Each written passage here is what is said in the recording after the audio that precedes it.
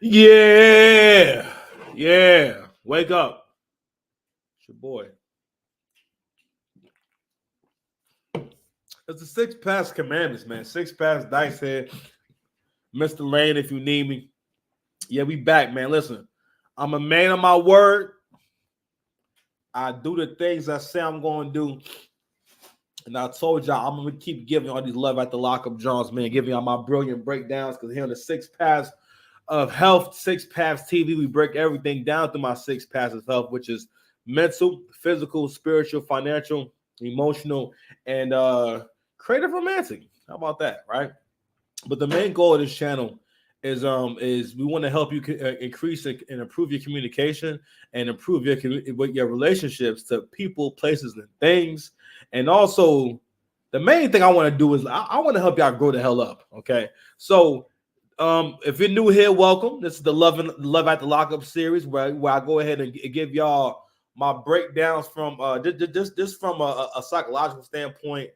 Excuse me, identifying certain behaviors and how we get these bad outcomes. So Love at the Lockup is a series where people meet a person while they're incarcerated, and then they meet them during what's called love during lockup, which is the whole of the show. And then when the incarcerated person gets out, now they can go ahead and try it. And I can tell you, it is pretty much almost about a 95% of failure rate,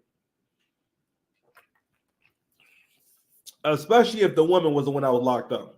So now dating in the Western world is a scam in general, right? So what a lot of, and don't get me wrong, I'm not saying that men don't do this as well, but in jail, a lot of women run, really inmates run romance scams in general, right? But the main scam that a lot of people in jail run is they have multiple people that they talk to while they're in jail, right? And then they can find a mark or find someone that will send them money, will support them and all type of stuff, or especially if there's someone whose house that they can parole to and whatnot, they'll try to go for that too. But for the most part, in a romance scam, just like any other scam, the person's goal is to drain that person dry. Get as much as you can from that person as possible. And this is a real sociopath type stuff. So what you seeing right here is the tail end of a romance scam come to life, right? And what you're seeing is pretty much it's almost like seeing the whole relationship. No, I don't really want to put it like that. Like imagine the stages of like a metamorphosis, right? You get to see all the stages at once. You know what I'm saying? Like, and you guys are kind of watching it throughout this show. And also, most of the people on the show, especially the ones who are criminals and everything, a lot of them exhibit a lot of sociopath type behavior. All right, where they could just be cold, just ice cold. They could lie, they could cheat. They don't mind breaking you. You can do everything for them, and they will still talk to you like you're the scum of the earth, and as if you're trying to take advantage of them, which is what's going on here. So what you're seeing is Andy and Britney. Andy's the guy on the outside. Andy has the history of dealing with broken women. His mother of his children actually left him to take care of those kids years ago, and Andy wanted to be a single dad. Andy just has challenges as a single father. His kids allege that he was not always there or present or as present as he should be during their upbringing, and here he is at this the tender age of like, I don't know, man. He got to be at least like mid 40s to 50s, man, something like that, man. And here he is getting scammed by this lovely lady Britney. So what you got to see right here is so at this point, Andy has actually moved across Georgia, 4 hours from where he lives at, and purchased a place and rented a house for her to be paroled to. Oh, no, I'm sorry, not parole, but basically somewhere for her to live at. A nice, clean place. This is basically he made good on his promises. So everything that Andy talked about doing while she was in jail, Andy's actually followed through on all of that.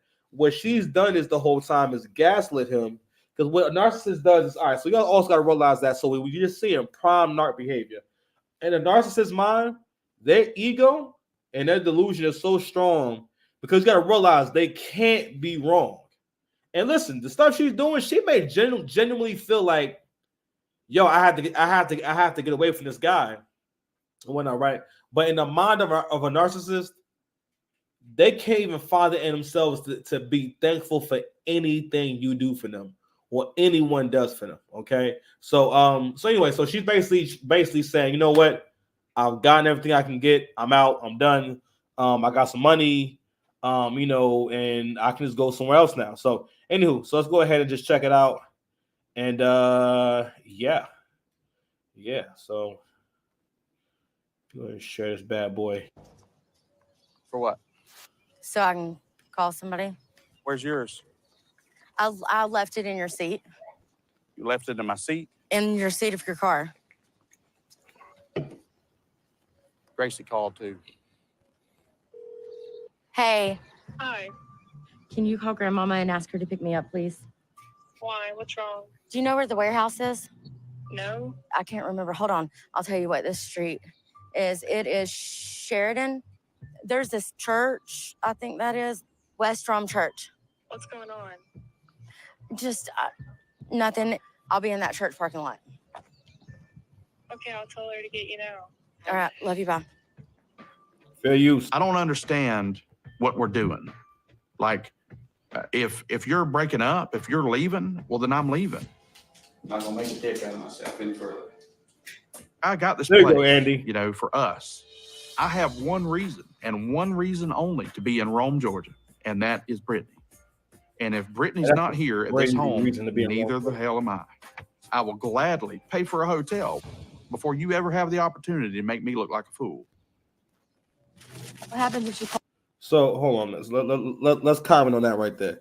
So where Andy is at, right? He's at the point. All right. So when people don't make bad decisions, they do this shit where, like, basically, when they know they look crazy, they trying to save face. So right now he's talking like she's been rubbing egg all over your face for several episodes. As soon as she got out, she started rubbing egg on his face. Soon as she decided that she was not going to sleep with him, which is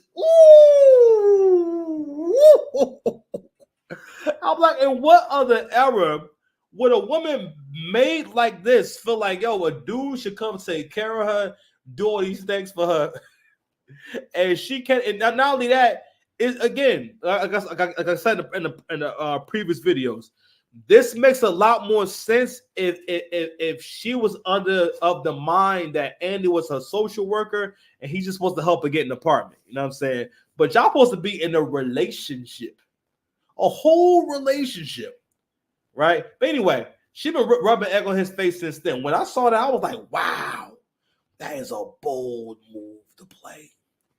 Brave move. Like, she's fearless. Okay. But, beloved, saying that you don't know what's going on, you know what's going on. You like, yo, she got you. She got you. See, there's a lot of lessons that Andy should have been learning years and years ago as a man. One lesson that men got to learn is when to cut your losses. Okay. You know what? I'm gonna say something else too. A long time ago, my father said to me that the older people get, the more set they get in their ways, right? And that always stuck with me because it made me kind of think that what he was saying in so many words that people don't really change. And I always think about that. And I always think about whether or not he was right about that. Do people actually change? And I get what he was saying, though. Human beings have to make conscious choices and decide for yourself. This is what I'm doing. This is why I say words mean something. The things you say mean something, okay? And I said because the same voice you think with is the same voice you talk with. The same logic and smarts and intelligence you use when you thinking is the same when you talk with. So if I say things that don't make sense, if I keep doing that, I will eventually start to weave my own reality and I'll be living in delusion. Okay, because I'm just saying things, and that's how we get to where we have an unclear reality, an unclear idea where we're going. We have you have no vision. You have no vision. No vision. Okay, you need vision. So anywho, he's being discarded and whatnot, and let's go ahead and called you tomorrow and says, I want you back. She won't. Do you love her? Oh yeah, deeply. I'm done with Andy. Yes. Like, this is a joke. He's not what he said he was. Everything changed when I got out with him. The way he handles things, he's not calm. He lies. And then when I catch him in a lie, instead of admitting it and being like, okay, so this is what's going on, Brittany, he lies about lying and then lies about lying and lying. Like, I got enough. Yo, she cold. Is he pulling up? She is cold. You see that? She is cold. Now, if you watch me break this down before I point this out. Now, another reason why these breakdowns are important is because I want you guys to watch this, and I want you guys to really be able to see whether or not you're experiencing these things. Okay. And another reason why I talk about communication, because again, I noticed that a lot of people don't actually know how to communicate clear ideas, okay, or to develop their ideas because they don't operate in logic. That means, like, so for example, right? I was having a conversation with a few brothers, and I was trying to explain the way we have to have a conversation in order to have one. Because what people will try to do is they want to avoid generalizing because that's how women communicate. Women don't want to generalize. Women love to make exceptions or acknowledge the exception, which is fine, I guess. But if we're trying to do some problem solving, then we can't go with exceptions. We have to go with what's the highest probability. So when I was having this conversation with the guy, I said, yo, okay, well, listen. Let's say I have a restaurant where I'm trying out a new burger. I'll let 500 people try that burger, and 445 people say it is terrible. And let's say 30 of them are neutral on it, and the rest of them say, I love it. What's the consensus? We have to go off the consensus and the majority, okay? And what numbers and what data we have in order to have a conversation, right? And with a lot of people, we've come to understand that a lot of people don't think factually. They don't have a clear idea of how things actually work. If I'll take it a step further, prior to this generation of social media, people's knowledge and understanding of finances was so limited, like to the point where, like, even with artists, right? A lot of artists don't even want to do the math on how much money can you actually make doing music, and how far can that take you, and what kind of lifestyle would it afford you, and is it worthwhile? You know what I mean? So, like, like when you start breaking down $1 million, there's an old video with Dame Dash when he's breaking down how much an artist actually takes home. Like, all right, $1 million, a $300K advance. You know what I'm saying? You gotta pay that back. You want to do your wardrobe, your jewels, entourage, lawyers, all this type of stuff. By the time he got done doing all that math, off $1 million, depending on how you breaking it down, that artist might be taking home a few $100,000 a year, if that, maybe six figures. And I'm gonna say, unless he's just really good, like going without. And back in the 2000s, I think artists still spend a lot of money, but back in 2000s, there was way more pressure to have a lot, like all the jewels. There was way more pressure to be even more. I was trying to figure out, when was it more superficial? All I knew was that clothes cost more because you couldn't have no off-brand stuff. You couldn't wear Old Navy and Gap. People always wore that, and it was always fly, but it wasn't like you wasn't respected for it. You know what I'm saying? Like, you had to wear the hip hop brands. But anywho, I said to say that we have to be able to think logically and be able to observe things for what they are. And when we watch these breakdowns right here, right, we got to really observe it all for what they are. Because, like, we're not in it, so we're not caught up in the emotion. So we can look at this stuff and be like, yo, this is what's really going on. So what she's doing, rather than just saying, hey, you know what, it's just not working out. You know what I'm saying? You know what, I thought, I'm just not feeling it and everything. Rather than saying that, she attacks the man and tears him down after this man has invested thousands into her. Even upon her coming out, this man had money to put in her hand when she came out. Now, okay, then he also made a cake for her child. He was not allowed to come to the birthday party. She was not interested in being intimate with him when she came out. And that's a whole other conversation about again, this is the world that feminism creates, where women devalue and dehumanize men to the point where she don't have no problem doing this. Yo, even the biggest, like, yo, on the inverse, the male inmate cannot come out and not at least give the women affection and some intimacy. That's required. He ain't getting away with that. He got away with it, but he ain't get away with it. Mother home. Okay. So anywho, so let's keep watching. So as you can see, Britney has left the house. Andy's also packed up. Now, I think here's another reason why Andy is also losing. Andy has not considered the possibility of losing, and the possibility that this is all going to go badly. He has been too optimistic. I watched something with Jordan Peterson. He said, cynicism is the beginning of wisdom, right? And he may genuinely feel like, yo, I didn't know that things were going to go like this. And I'm looking like, fam, you cannot get in relationships with someone who is dysfunctional, right? And then expect positive outcomes. But being as though we're coming to the end of this whole thing, let's go ahead and recap how my man got here. He got here because of that big old belly. All right. And you're not a warrior, and you ain't no goon. You don't throw no hands. All right. Nothing about you says warrior. Nothing about you says alpha.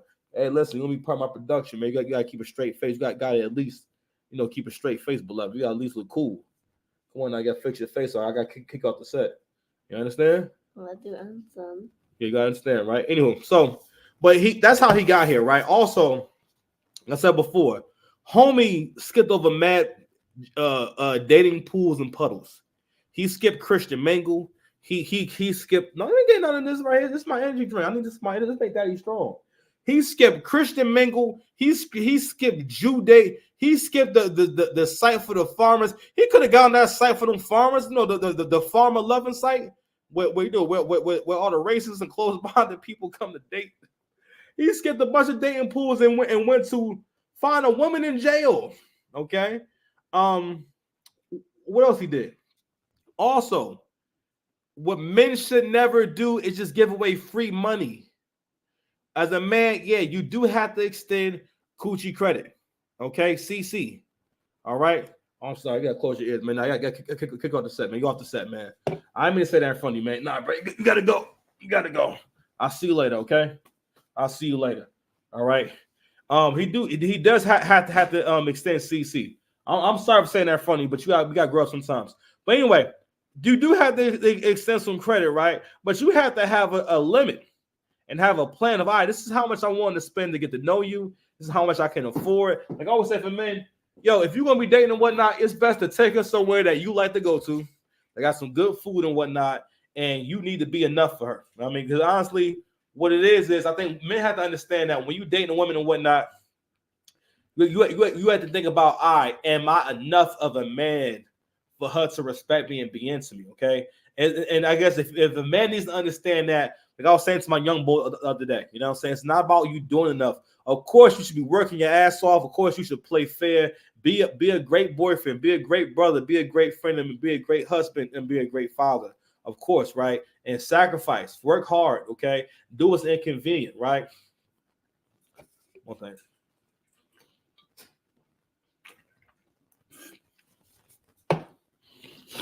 Pardon me. Of course, you want to be taking these certain steps, right? But going back to what I was saying about Andy. Well, yeah, he got me all jammed up now. Sorry, y'all. So anywho. I hate to lose my freaking train of thought. And listen, there's a freestyle video. Roll with me, okay? It's gonna come back to me. Anyway, it'll come back to me. So with beloved, I guess the main thing I was getting to, my next point is people who get caught up in these kind of things. I'm sorry, we talking about Andy and why he wound up getting this, just by love. That's not even love. It's just he just getting But anywho, but I'm sorry. We talking about being enough. Oh, my bad. I'm so sorry. Of course, you want to be doing enough, right? But it's about being enough. And the example I use to my young bull about understanding that analogy is just like, yo, this you can have a girl, you know what I'm saying, that want to cook and clean for you and do all the things you want. She gonna do it to you the way you want. She gonna support you. She gonna pay half the bills and still give you respect. But if she big, fat, and ugly, you gonna be like, nah, I'm cool on you. You know what I'm saying? Versus, yo, if Shorty look good and it's just not mean to you, and just cooks, then just cooks. You don't even gotta be good. It could be it could be cup noodles. She could be serving you ramen, top ramen at that. I don't mean the ramen from Naruto, top ramen. She could be serving you top ramen. You know what I mean? Like, yo, you just not want you're not gonna care because she's not what you want. She's not really enough. You know what I mean? So because this whole situation will go there. Well, for one, he wouldn't be in a situation if not for having a low self-esteem. A lot of men don't realize, yo, that big old belly ruins your self-esteem and your self-image, and you do not like that about you. You hate yourself for that. And you make decisions as if you hate yourself, and it reflects in your dating life. Okay, that's how you wind up here. Okay, so anywho, because again, like I said before, men want to naturally be impressive to a woman.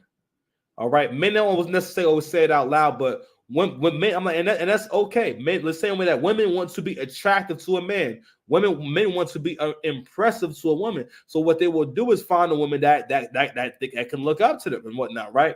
But Andy might have looked too low. You know what I mean? Because when you get to this point, that means that you need to do some more self work before you. I mean, Levi, go put your jacket on.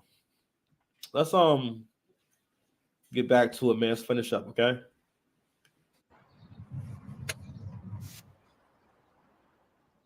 What is he doing?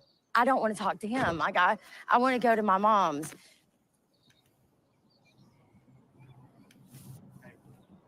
Yeah. What do I need to do? What do I need to do here?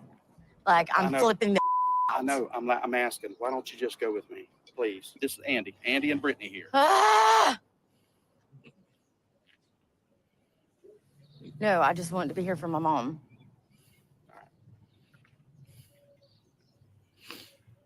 In no way, shape, form, or fashion did I see any of this playing out like this. You too old not to be saying stuff like I don't know where we stand. To be completely frank with you. Grow up. Really?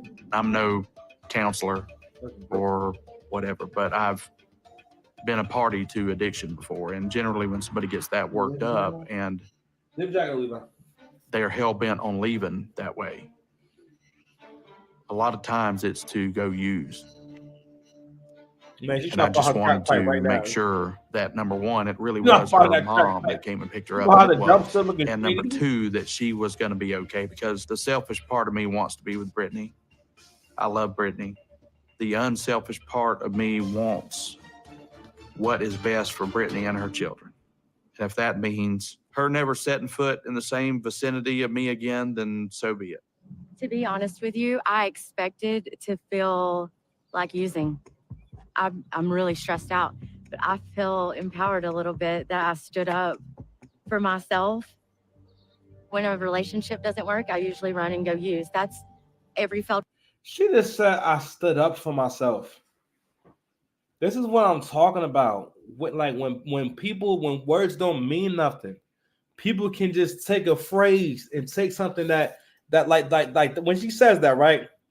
That infers that she's under some kind of duress, under some kind of under some kind of stress. She's under some kind of she's not. From the moment she got out, there was no challenges. He made things as easy as possible. She didn't even have to find her way to him. He came and got her. He even bought her child. Look at him doing so much. When he went and got her child for her, as you see in the previous episodes, so that she could be there for her release and everything. Her child is batshit crazy. Child is gonna be is somebody. She's somebody's nightmare. I'll tell you right now. Whatever young man she dating, she is his nightmare. Ooh, she gonna ruin some young man. But anywho, he did all this stuff, right? And did all this stuff for him. Like, look at him doing so much. and she talks about him as if like she can't name one bad thing he did. She's calling him a liar. This man ain't told no lies that have affected you in any kind of way. She's referring to whether or not he was gambling online and it was a fraudulent charge for gambling online. Something that has nothing to do with her. But again, a narcissist it's like a lawyer with no court. Okay, there we go. A narcissist can be like a lawyer with no court. Like imagine a lawyer that's not really arguing the case, but they just go around like lawyering on their own behalf anyway. They'll take a little bit of the truth and just just blow it up. And for example, her saying she stood up for herself. First of all, another thing that's going on here is that this is what it is when you don't pick up on who someone really is and understanding people and understanding men and women. Andy says at some point that, oh, I didn't foresee any of this going on. And it's like, how can you not foresee? Like, but I had to realize if he's telling the truth, it's because he does not understand women at all. He doesn't know women. Doesn't understand women. That's another thing too about having relationships. Y'all both have to understand the opposite sex and what makes the opposite sex happy, fulfilled, and makes them feel as though they're in a relationship. Because the relationship goes best when y'all both feel as though you're in a relationship. But anyway, going back to the this conflating two concepts and whatnot. She said she stood up for herself. We hear a lot of this kind of language from abusive people where they always put themselves in a position of being the righteous one, being a person who had to do what was needed to be done. They're always the hero in their story, no matter what they do. They could be driving a stake through your heart saying, yes, this is what I had to do for myself and for my family. I'm so happy that I'm doing. You deserve this. You deserve this. All right, give me your wallet. That's how a narcissist thinks. But anywho, let's go ahead and let's finish the scene now. Let's also make sure I don't miss anything. So This relationship I've used. Big back scallywag broad. I'm proud of myself for not going. I know you ain't over here crying. And then I know every day is a stepping stone, but hell yeah. Yeah. Bye, Andy. I'm still gonna be okay.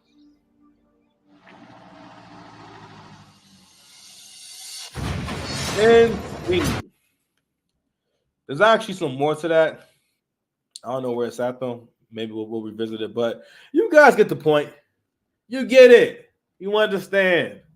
You understand. But anywho, what you're watching not right there is not no kind of anomaly. It's not special. It's not a thing that only happens here and there. These are the kind of relationships that weak men get into on a regular basis every single day, especially if you live in a modern world. You have a woman who's at the bottom of the barrel in every aspect. She's a user. All right. She uses people and substances. Her behavior is so bad that she's lost all of her children, and she has been incarcerated multiple times. She's lived with over 20 people, all right, and has small claims and judgments out there against her. This person is a terrible person. But what people have to realize is that you have to recognize when someone's broken and recognize your own brokenness. You even at the end hear this man saying, I love Britney. And men, I have to say, like, here's the thing about men. Men will commit and will overmanage and overcommit. As you can see with, people who are fans of the Knicks. All right. Those are people who are committed. They're not going to quit. Men naturally try to not quit and to concede, and men will do the same thing in romantic endeavors. And so you'll do one of two things. You'll overmanage. You'll manage her too well. When you're dealing with an adult has to have some kind of autonomy. An adult has to have their own the ability to self-correct and have that code about themselves. You know what I mean? You cannot do it all for them. And he wants to do it all for her. He wanted her to say, he just saying, hey, come sit in my wagon. I'll drag this through. I'll do all the pulling. And when he's doing that pulling, he's doing all the emotional work. He's doing all the work in their relationship while she is for the most part, create her own narrative. Okay. But anywho, I want to keep beating a dead horse. Thank y'all for rocking with me and whatnot, man. I'm gonna be bringing y'all more and more content. I'm getting in the best shape of my life. You feel me? I see the tight hoodie. You see the glow. Anyway, peace, y'all.